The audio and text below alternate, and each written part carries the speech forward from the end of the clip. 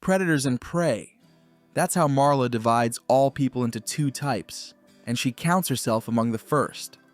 She takes elderly people under guardianship, then sends them to nursing homes, and seizes their property.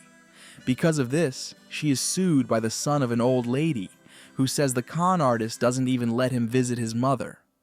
But the scammer claims her actions are driven by care for helpless sick seniors, since the money goes to pay for their care. And she doesn't send the old folks to the facility, the doctor does. The judge takes Marla's side, and the desperate man catches her on the street, showers her with curses, and spits in her face. The cunning guardian gets a call from Sam, the head of the nursing home, who tells her that one of her wards has died. Marla is disappointed, since she didn't have time to steal his money, and now it must go to the heirs. But Sam points out that a room has opened up, and the scammer promises to fill it quickly. She arrives at Dr. Karen's office and greedily scans the elderly women gathered there. It is this doctor who supplies her with clients, gives certificates for court, exaggerating diagnoses. Karen says she has picked out a valuable specimen, but in return demands a share in the home. Marla trades a person for stock. Her partner, Fran, collects information about the old lady.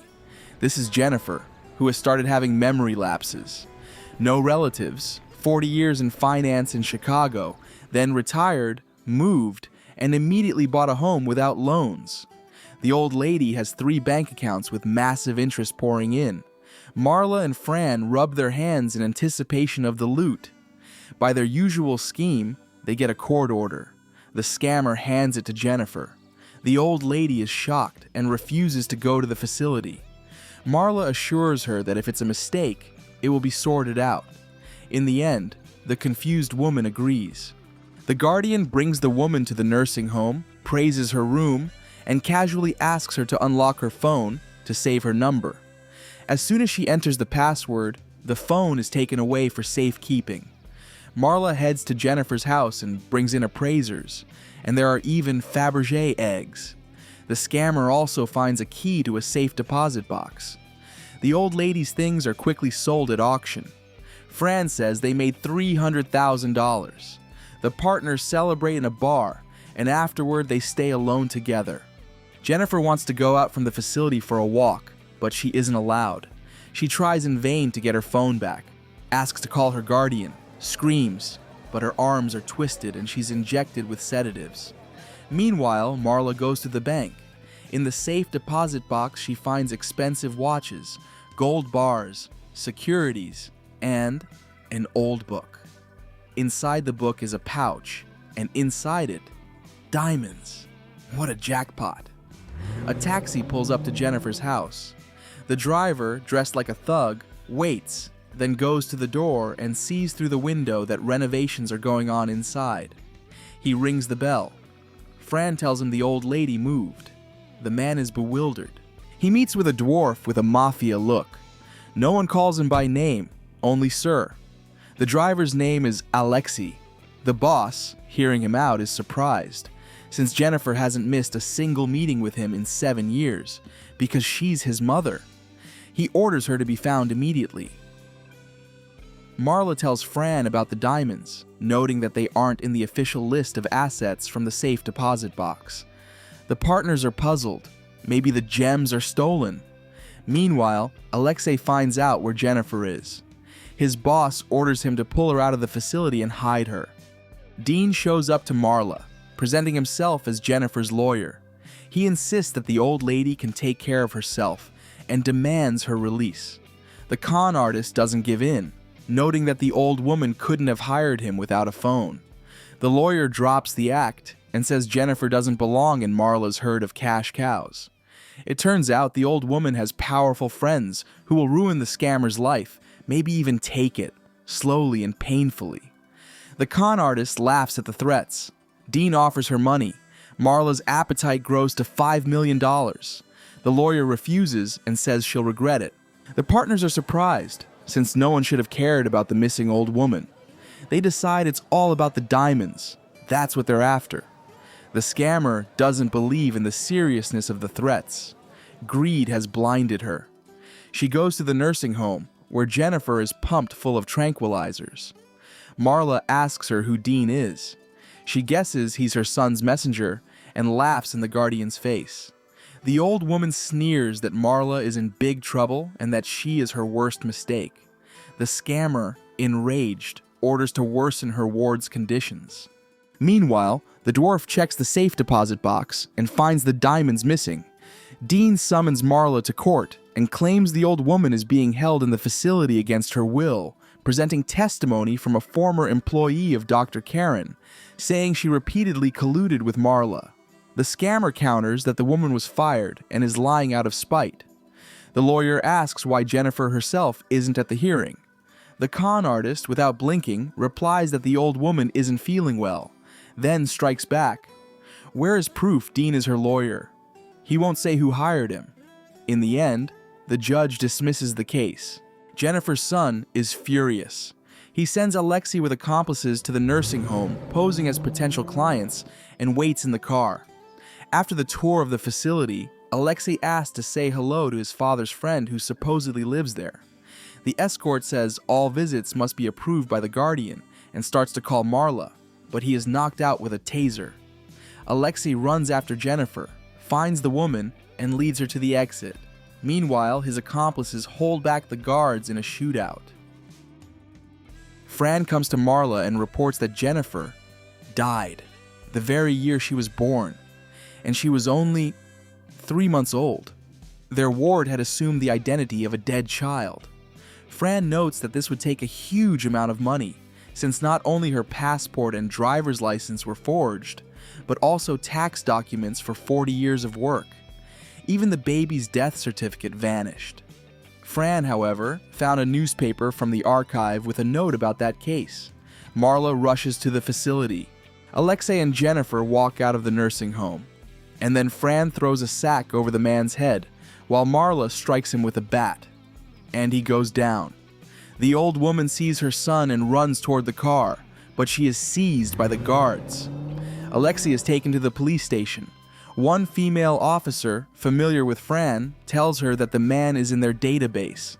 He is the brother of Nikolai, the lieutenant of Russian mobsters in Cleveland, who died in a fire along with his boss Roman. It is believed to have been a contract hit, since they had stolen money from the mafia's cash box. Jennifer's son makes a call and asks someone for help. In the evening, Dr. Karen leaves her office, and in the waiting room, she is met by a girl in a cap. Soon, Marla sees on the TV news that the doctor has been found dead, and everything points to suicide. After that, Fran suggests to her partner that they run away, noting that the Russian mafia is now after them too. The scammer hesitates. She sees how frightened her friend is. In the end, she calls her secretary and asks for a list of seniors' properties that they haven't sold yet. Marla comes to Jennifer. The old lady smiles and says she knows about the doctor's death and promises that Marla will be next. The scammer says she doesn't know how to lose, and after all that has happened, she will never let Jennifer go, will strip her of all money and comfort, and she will die alone and in pain. Marla explains this by saying Jennifer's friends don't play by the rules. They kill her partners when they could have just sued her and won fairly. Out of the scammer's mouth, it sounds mocking, and the old woman suddenly grabs her neck with a quick move and strangles her. Guards barely pull them apart. Marla shows the video of this attack in court and points to the bruises on her neck. She declares that Jennifer has developed hallucinations and paranoia, and that the woman is dangerous to herself and others. The scammer asks for her to be transferred to a psychiatric facility, and the judge approves. Marla and Fran move into one of the nursing homes they control. The scammer takes a diamond to an appraiser. There, she is told it is worth about $200,000. Marla asks her to keep the stone and arrange a deal with a front buyer. The scammer calls Fran, and they rejoice that the appraiser swallowed the bait.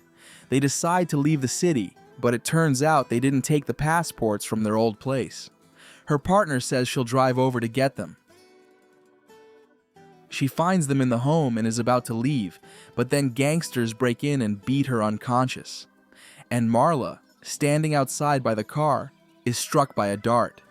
A girl in a cap approaches, catches the falling woman, and puts her in the trunk. The con artist wakes up in a desolate place. She is tied to a chair, cars surrounding her, and across from her sits Jennifer's son. His accomplice throws a bag over the woman's head, and she starts suffocating. The dwarf rips open the plastic. Marla declares that she knows who he is. Roman, not Nikolai, because he looks like a boss, not a soldier. He faked his death and hid his mother so they wouldn't find him through her. The man doesn't argue. The brazen scammer now demands $10 million, and she will return both the old woman and the diamonds. Roman orders her killed, making it look like an accident. The woman is drugged. Alcohol is poured into her stomach through a tube, a bottle planted in the car, and Marla is put in the driver's seat. The runaway vehicle speeds down the road. The con artist wakes up, but the car plunges off a cliff into a lake. Water gushes in and Marla can't get out. Finally, she manages to smash the window. The woman reaches a store, buys herself new clothes, food, writes a number on her hand, and calls her partner, but she doesn't answer. Marla goes back to the facility. The gas is on, and her beaten friend is lying on the floor. The woman revives her, and they leave. Their place explodes. After this, they go to an unsold house. Marla says they can take the diamonds and run, but then they'll have to hide all their lives. But she has another plan. They check the license plate of the car from the meeting with Roman, the one she had written on her hand. They find the address, and there lives the dwarf's driver. He drives out, leading the women to the boss's office. Marla sneaks into the parking lot, knocks out the driver and the guard with a taser, and injects Roman. They dump him naked on the road. In the morning, a jogger finds him. Roman wakes up in the hospital. Marla reports that he is legally incapacitated and has been assigned a guardian, her. Either he gives her $10 million or he's finished. The man suddenly offers her a joint business, a guardianship corporation with a network of nursing homes. He will provide the money, and she will be in charge. Hundreds of thousands of patients, billions of dollars. Greed outweighs the woman's distrust. And in the end, the now successful Marla enjoys a wealthy life. After a TV interview, she walks outside, and there she is, ambushed by the son of a woman who died alone in one of her facilities. Once he spat in her face, and now he fires a bullet into her heart. This is the end of the film. Thank you all for watching this video to the end. Give this video a like. Write in the comments what you think about this film, and see you in new videos.